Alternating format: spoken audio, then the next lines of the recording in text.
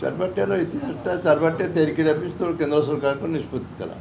सेटा 63 मसीह आरंभ होला 62 चाइना युद्ध पर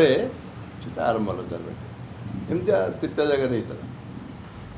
यहाँ हूँ टेक्निकल इंटेलिजेंस एनएसए हाँ that is under the control of NSA से आउ कई किसी हस्तक्षेप कर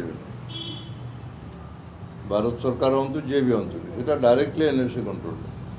सी कहते अमेरिका कंट्रोल